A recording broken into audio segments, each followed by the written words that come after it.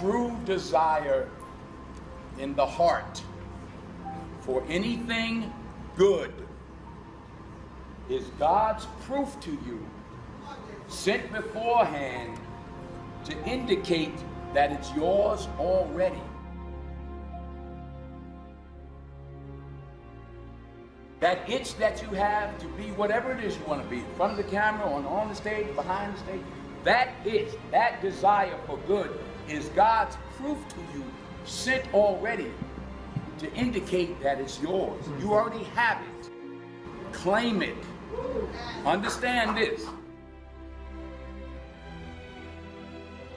As you look at your goals and dreams, every day we must convince ourselves, we must sell ourselves on that it's possible. Every seminar, every workshop, every book that I've ever read, every speaker that I've ever heard, it interrupted what I was believing about myself. Everything that you do, everything matters.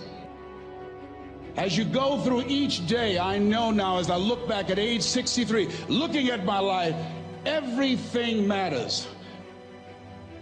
T. Harv is right. How you do anything is how you do everything. And I realized that the choices I was making was based upon how I saw myself.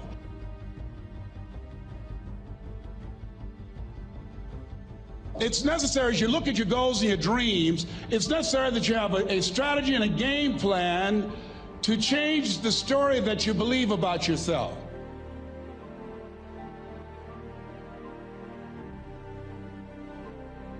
Dreams without goals remain dreams, just dreams, and ultimately fuel disappointment.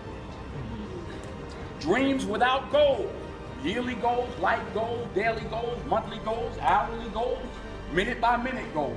Dreams without goals are just dreams, and they ultimately fuel disappointment.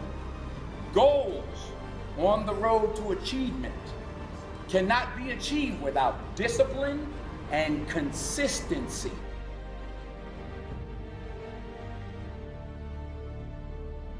I discovered, and many people have, that what we do, what we accomplish, what we produce is a result of the story we believe about ourselves.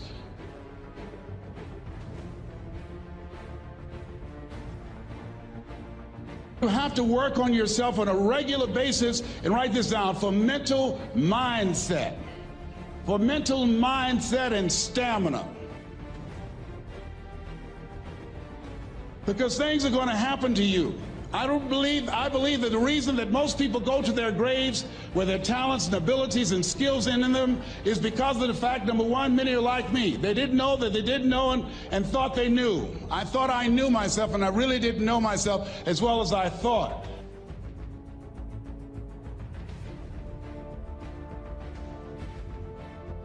I've discovered that sometimes people can take you to a place within yourself that you can't go by yourself.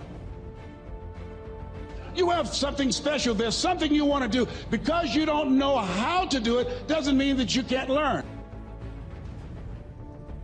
You don't have to be great to get started, but you have to get started to be great.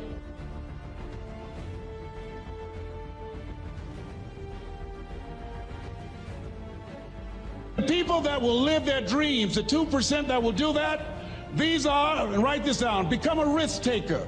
They're risk takers. They don't mind failing. They don't mind making mistakes. They're willing to take life on, take life in the collar.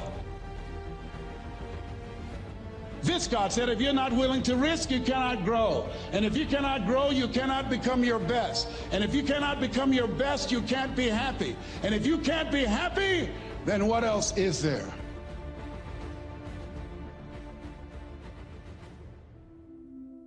Between goals and achievement are discipline and consistency. I pray that you all put your shoes way under the bed at night so that you got to get on your knees in the morning. You'll never see a U-Haul behind a hearse. I'll say it again. You'll never see a U-Haul behind a hearse. that fear of having a dream and that fear of, oh, I can't dream that, I'll never be able to do that. Right. It was important to know that, yes, you can have that dream, but you have to know, honestly, what it's gonna take for you to achieve that dream. And then I came up with the quote, and it goes for everybody, all genders, all races. Don't be afraid to close your eyes and dream, but then you have to open your eyes and see the reality of what it's going to take for you to achieve that dream. Yeah. And a lot of people, they kind of see, whether it's musicians or athletes or entertainers or even just successful people, but they don't understand the thing that it takes for them to get to the point that they've gotten.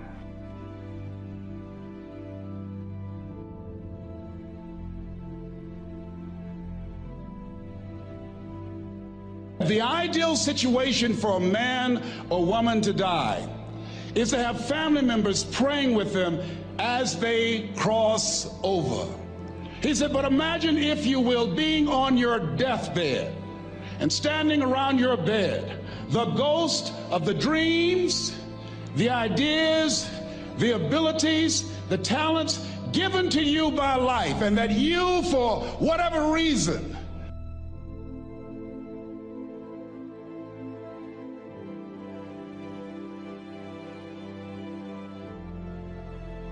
you never went after that dream.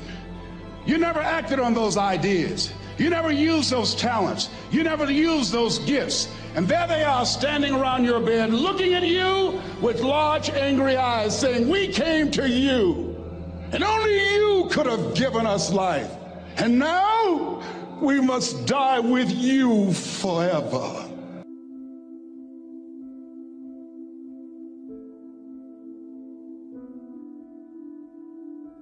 Someone's opinion of you does not have to become your reality. And one of the things that I can just tell you as you think about your goals and dreams, all of us can say in a spirit of integrity that it's possible.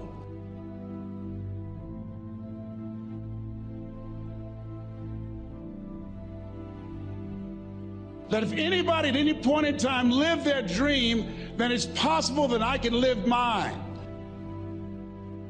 And what I did was, I made a mistake. I looked at my goals and dreams, and my mind said, how will you do that? I went from my heart to my mind, and I stayed up there for 14 years. 14 years. I can't bring those 14 years back. Those years are gone.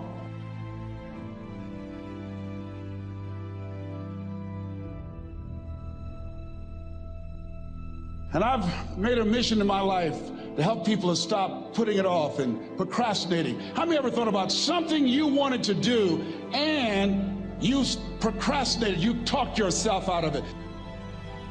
There's a proverb that says, if there's no enemy within, the enemy outside can do us no harm.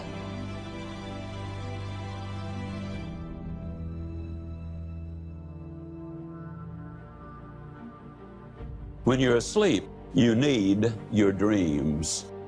I'm here to tell you that when you're wide awake, you also need your dreams. You must have your goals. You'll never make it as a wandering generality. You must become a meaningful specific. If you're going to work tomorrow because that's what you did yesterday, you're not going to be as good tomorrow as you were yesterday, because now you're 2 days older and no closer to the goal which you do not have.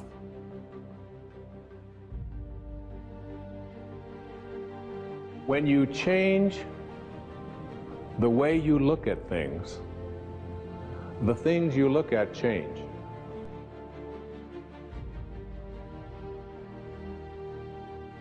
The wealth is placed on the planet. It's not in the Far East where there's oil in the ground. It's not in South Africa where there are diamond mines. He said the wealth is placed on the planet is the cemetery. Because there you'll find greatness that we've never seen. There you'll find talent and genius and potential never actualized. What if you live your whole life only to discover that it was wrong? That it was wrong. That you were chosen to do something else and you didn't do it. And the question is, if you died today, what dreams, what ideas, what talents, what books, what music, what leadership, what voice will die with you?